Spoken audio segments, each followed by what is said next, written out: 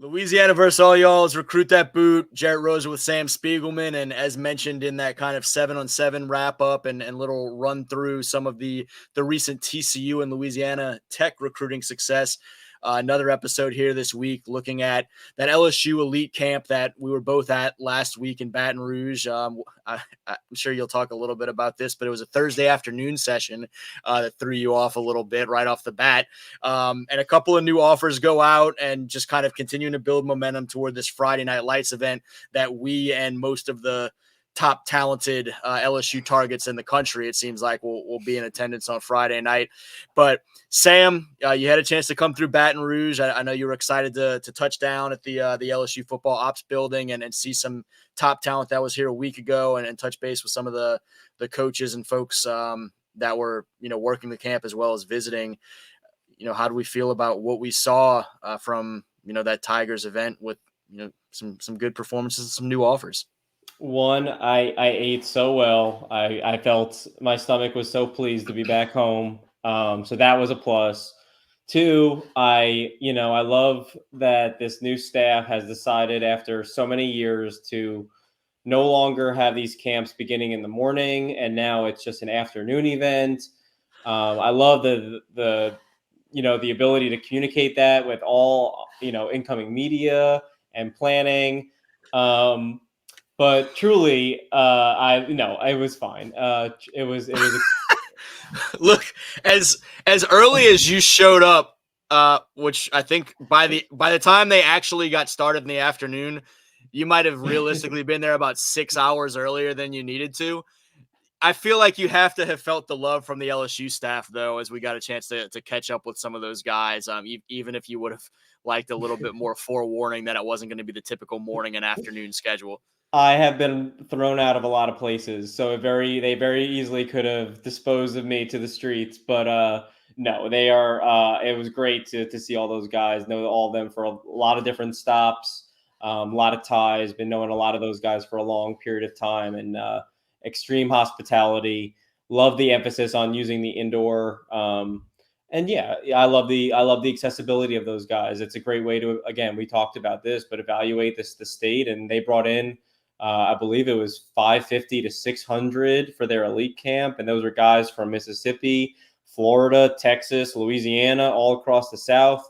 They had a Southeastern transfer, and it's a great camp setting, great talent. And I think we learned a lot about the 2025 class in the state, and some names that are really buzzing in 2026, 2027, and how this 2025 LSU class is taking shape.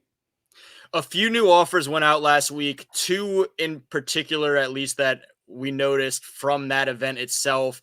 A guy that we said had a really strong chance to possibly end up in this LSU class, Jhase Thomas, the 2025 safety from Destrehan, picked up an offer, shortly after his testing numbers, and then went on to have a great camp overall. And then a guy that you're a little bit more familiar with, Tredarian Ball, a running back athlete from out there in East Texas. He picked up an offer that he announced toward the end of camp.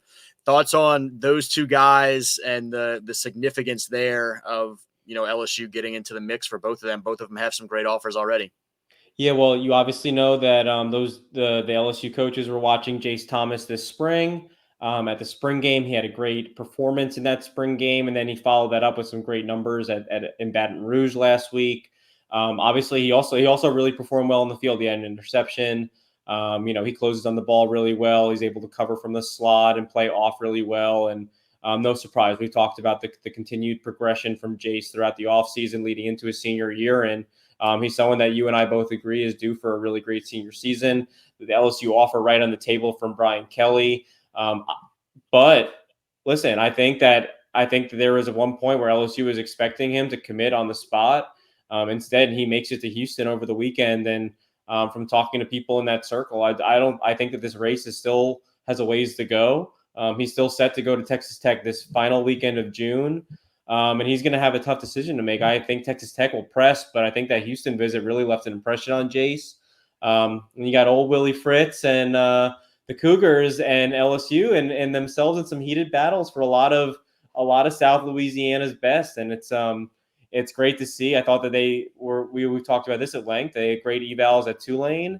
They're doing the same thing in Houston, and they're battling P4 battles with the home state LSU. And I think LSU is definitely going to be in this. I think they also hosted 4-star safety CJ Jim Coyley from Nashville over the weekend and made a really big leap forward there. They're battling Stanford and Alabama for CJ. And LSU is obviously in need of some DBs in this 2025 class to add around Jabari Antoine.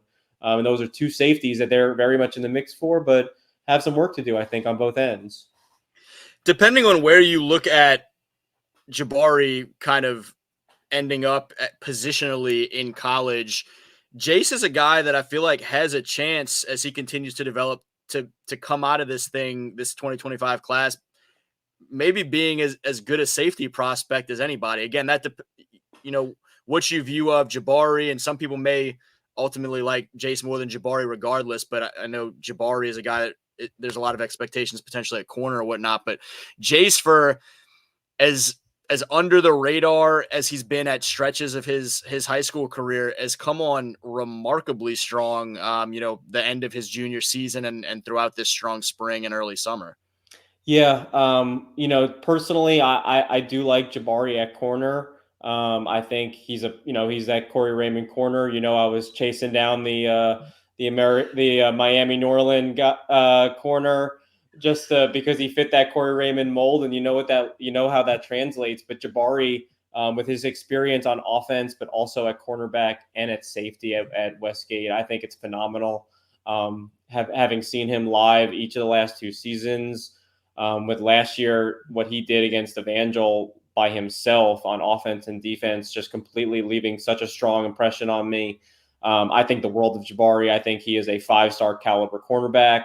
And certainly with the way we have not seen him much this offseason, at least I haven't. But he's someone that I think with a great senior season is going to be in the top 32 in the country, if not right around that. So, no question, a top 40 player in the country. I think he could play safety, but I really like how Jhase fits at safety. When you talk about the experience on offense, the way his body has developed, he is about 6'3". He's got length. He's got the experience from playing offense that usually translates well to safety.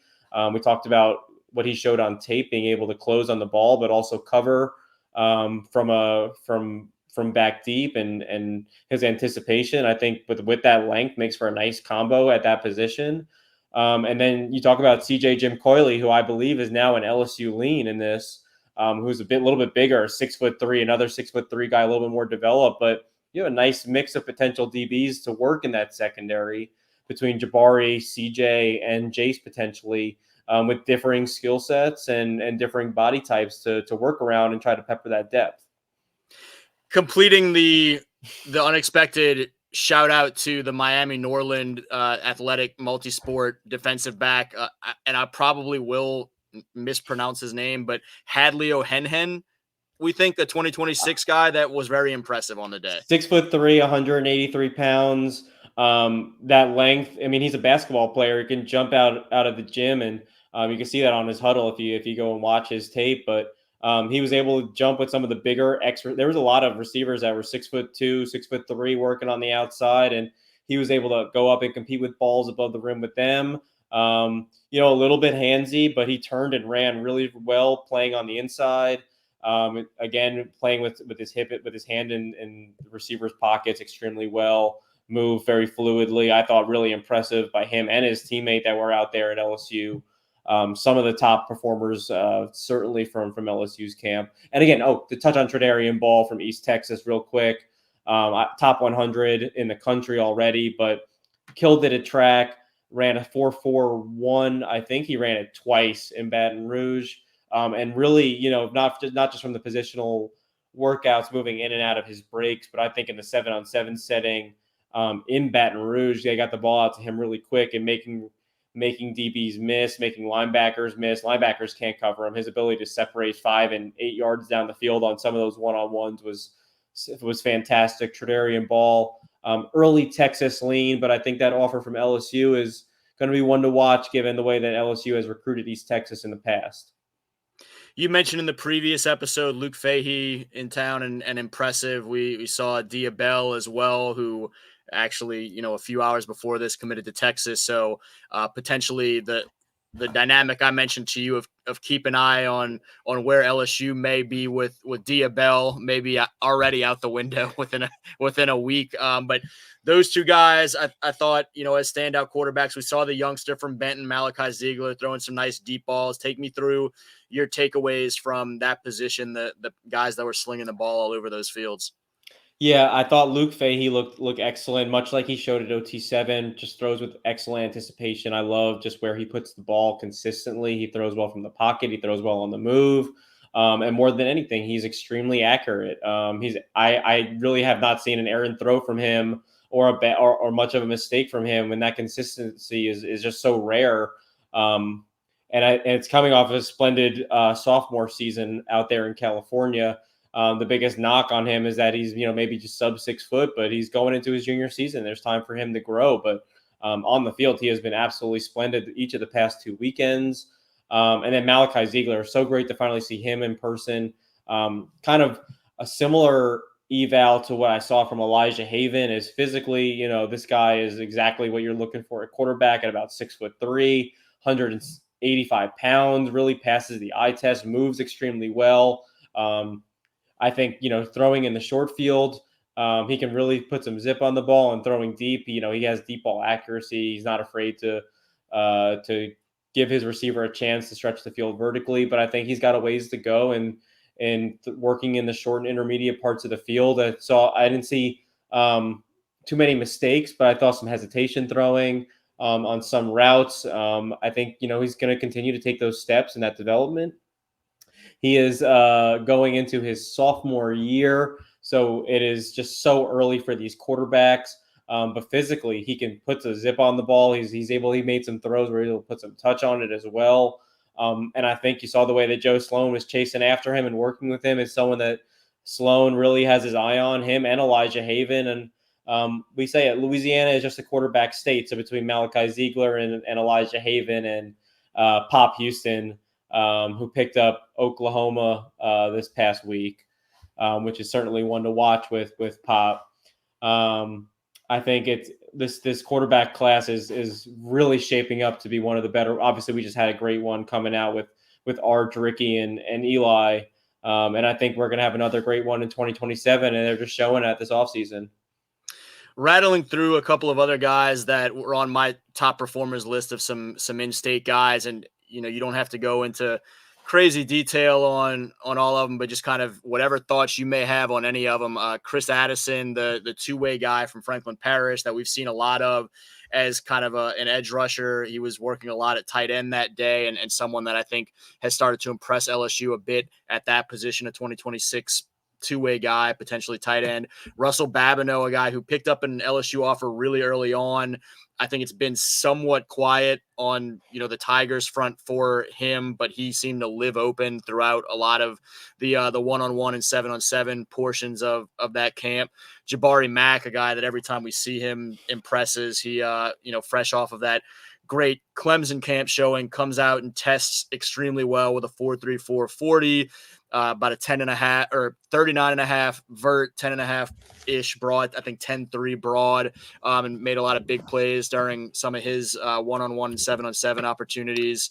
Warren Roberts Jr., the edge rusher from St. Aug, who we were outside for a lot of the skill stuff, but he ran really well during testing, had a couple of 4.4 range 40s, and from what I understand, excelled in some of his drill opportunities as well. And then a guy I was pointing out to you, the 2026 Live Oak tight end, the big body Hayden Ray, who seemed like he was open for catches left and right during a lot of the 7-on-7. And so recapping, because I know I just threw a lot at you. I got it all. I was ready for you this time, Jay. Good deal. But yeah, Chris Addison, Russell Babineau, Jabari Mack, Warren Roberts, and I think I even forgot someone that time.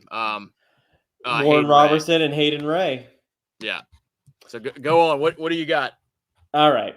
Let's start at the top. Chris Addison. Personally, off tape, I love the Franklin Parish standout on the defensive line. I think he's extremely twitchy. I think he's overpowering. I think he measured in at just over 6'2.5". But he wanted to work out at tight end, which is an interesting little twist of development. We know coming from Franklin Parish, they're going to let him experiment. I know that the LSU staff was impressed. I liked how he moved with that big frame. Again, I'm a little bit partial to him on the defensive side of the ball, but I thought impressive. Much like someone like Dar Rosenthal, you know what? If they want to play a certain type of the ball, let's see how he looks as a junior at tight end as well as defensive end. But I was impressed getting to finally get my first look at Chris. Jabari Mack testing out of the waters. He's been testing every grade at Alabama, Clemson, A&M, LSU, and he's at Ohio State today. Incredible testing numbers between the broad jump, the vert, also his sub 4 40 time twice that he ran. Rewatching the film of Jabari, I saw he would have had even more production in the camp if not for some bad throws his way. But when he did get the ball, he just moves at a different pace than everyone else. And I think his movements are just so concentrated and twitchy that I just think the world of Jabari. And from what I saw, what he did at Clemson, I can't believe that he walked out of Clemson without an offer. Not to say that it won't come soon, but I know that LSU is dialing up the push. A&M and Alabama are certainly in the mix. Wouldn't be surprised if Ohio State threw an offer to Jabari at some point in this process. Russell Babineau offered way early in his recruitment, but I thought that was the best I've seen Russell Babineau. We've joked that he might be a better safety. He's a damn good football player at Acadiana, but he was separating at a really high clip during LSU camp. He blew past defenders. He was able to come back strong to the football on routes underneath, working multiple parts of the field. A really great route runner, really fluid in and out of his breaks. Honestly, one of the best receivers overall. And I thought receiver was the heaviest position there with Jordan Clay and the name's escaping me from Commission Viejo, but I thought Russell was the third best receiver at that camp. Great performance for him as a stock up going into his senior year. And then Warren Robertson testing out of the water. He tested really great at Under Armour in Houston as well. So I'm really excited to see what he does as a senior at St. Aug. But with the testing numbers, with a strong senior season, I think the sky is the limit for this kid. This is my first 2 times seeing him in Houston and then in Baton Rouge. And he looks the part, and he certainly moves the part with his testing numbers. And at that position, I think anything kind of translates. And then Hayden Ray, I thought he must have been leading the entire 7-on-7 in catches. Would have loved to see Chris Addison get a couple more of that target share. But Ray really catches the ball really well. He's a big body. Live Oak is doing something over there. They've got some young talent like Urson. A lot of these names keep popping up with Live Oak next to their name, and that's a team in right outside the Capitol that I'm keeping an eye on as a place to be over the next couple of years. Another guy that what were you going to say? We got to talk about Jhake Anderson absolutely blew up that camp. Again, someone that we would have loved to have seen more from at OT7, but understanding Jhake had a similar day to Russell. I thought he was one of the best receivers out there. He attacks at every level of the field. He's great in the middle of the field. He is great at moving vertically. After his last season at McDonough 35, our great friend Josh Preston told me he thought he might be a better DB. And I love to hear that for any skill position player, that he's so competitive on either side of the ball. But what I've seen from Jhake catching the ball, difficult grabs away from his body, his ability to separate. He, like Russell, just a fantastic route runner. And I still think he is super raw and he can add so much to his frame. But that speed and that quickness is both extremely evident. I'm a huge fan of Jhake Anderson. Yeah, I think I've got Jhake in the top 8 or 9 or whatever it is prospects in Louisiana's 2026 class, and he is someone that is still raw but is absolutely electric. And a week or so ago, I posted an interview with him from OT7 where I asked him what were kind of his focal points this offseason, where he wants to take kind of his biggest strides. And he said he wants to keep getting faster. And I said, that was not what I expected. I thought he was going to talk more of the technical side of things. And I asked him immediately, getting a little bit bigger as well. I asked him, if you continue to get faster, is that even fair in terms of the speed aspect? And he just kind of laughed at that and said, no, probably not. But he's someone to know in that 2026 class, as is Lamar Brown, who, similar to what I mentioned about Warren, he's not someone that we saw a ton of because the linemen were inside. We spent the bulk of the day outside watching some of the one-on-ones and skill work. But Lamar was back on campus. I mean, he essentially lives on campus at U High, but he was back working for the Tigers coaches for the second time in 3 days, as much as A&M and others are trying to push to pry him off campus and out of Baton Rouge. It seems like his familiarity with, affinity for, relationship with that LSU program and those coaches continues to shine as a guy that LSU will probably largely build that 2026 class with him as one of the faces of. Worked out at defensive line on Tuesday and worked with Brad Davis on Thursday. Listen, I think A&M is coming full throttle for Lamar Brown. UCF, Oregon will host him this weekend for the first time. We know that there's some Louisiana flavor out there in Eugene, believe it or not. And Dan Lanning is one of the best recruiting head coaches in the country. But LSU getting him back on campus twice, each of those position coaches, let Lamar have his choice, looms very large for their ability to stick around in this race, especially after his comments that UCF was his leader, which if you want to hear more about that, you can go to Rivals. But good for LSU if they're trying to stay in that race for sure. And shifting gears, I mentioned at the end of the previous episode when we were talking about all the TCU and Louisiana Tech commitments, a huge commitment over the weekend with Archbishop Shaw running back Jasper Parker announcing his pledge to Michigan while on a visit up there to Ann Arbor. Not a place where you see a lot of Louisiana guys going. We talk about that the 2022 commitment of Amarion Walker was the first time in more than a decade that a Louisiana guy had committed to and signed with the Wolverines. So a big get for those guys to pull someone out of the boot, and a guy that I look at as not only a member of that great 2025 running back class in the state, but I think one of the top prospects overall in Louisiana's 2025 class. And what do the 2022 and 2025 Michigan commit/signees have in common? Well, hold on, because we want Hank Tierney to still be able to come to Baton Rouge safely. All right, we don't want anyone giving Coach Hank the legend a hard time. He's someone that obviously has a lot of affinity for LSU and the in-state schools, and likes seeing his guys stay home. But yeah, the Ponchatoula prospect under Hank Tierney heading up to Michigan, and now back home on the West Bank at Shaw, got one following suit up there. Yeah. Now you know that I love Coach Hank, and you know that when Mama listens to this, she's gonna love that Coach Hank got his due. Future Hall of Famer. He should already be in the Hall of Fame. I've already deferred to that, so I don't put those things into. I just put those things into motion. Jasper Parker is a part of this loaded 2025 cycle, and it's a big get for. Again, I think we counted 4 signees out of Louisiana in at least the Rivals era, which is since 2003. I think he's one of the best, again, 3-down backs. He catches the ball really well. He's got some good size. Going to go play at Michigan where you know that they're going to run the ball behind a fantastic offensive line, and that's what they do at Shaw.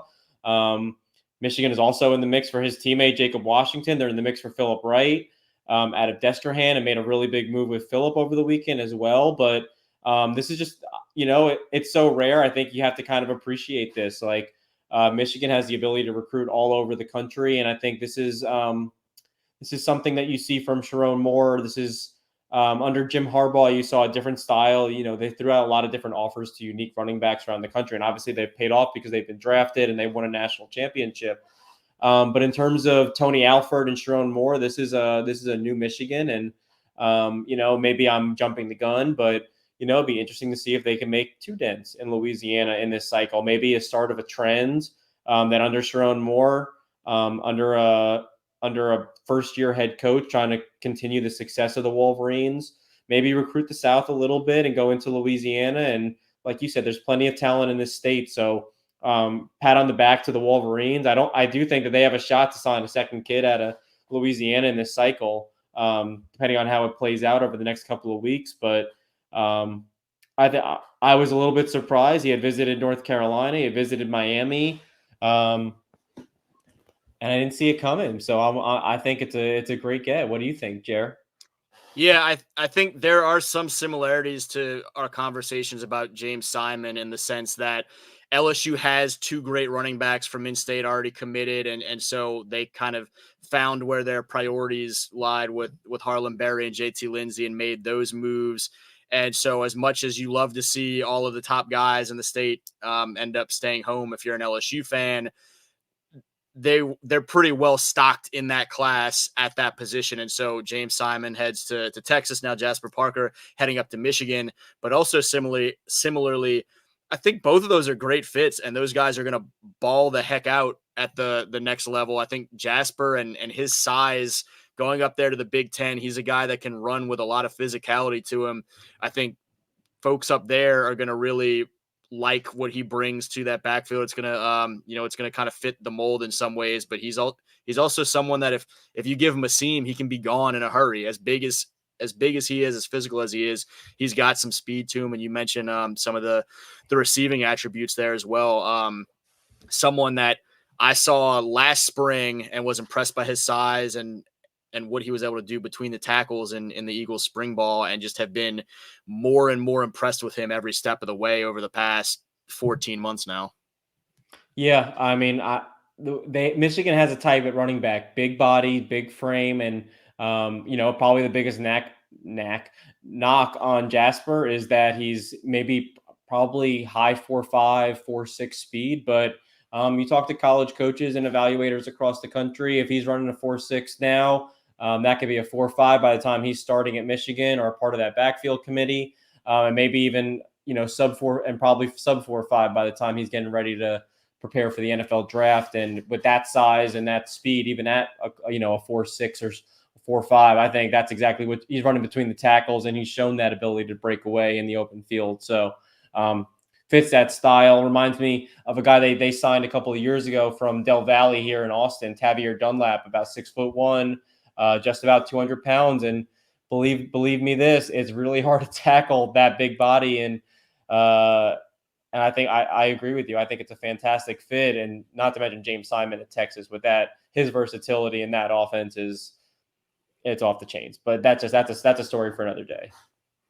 Well, I've eaten up about 20 more minutes of your day than I intended to initially, but I certainly appreciate that. We'll see each other again in the next couple of days out at the Friday Night Lights event. I don't know if you have any thoughts going into that you want to share, someone you're particularly interested to see. You mentioned in the previous episode, Bryce Underwood will be out here with a lot of the LSU commits and targets, but just kind of a quick primer on expectations, hopes, whatever from Friday night. Yeah, I believe that Bryce Underwood will be there. So I think seeing him throw the ball for the first time will be, I think he's one of those few players that is in the mix for number one overall in the country. And I believe that I'll be the only Rivals analyst to have seen him. I think, or maybe the second Rivals analyst to see him this offseason. So that'll be crucial. I believe that Chris Henry Jr. will be there as well. Certainly already wide receiver 1 for next year's class. Interested to see if LSU can make a dent with an Ohio State commit. Again, whose dad has ties to Louisiana. He's got family all across South Louisiana.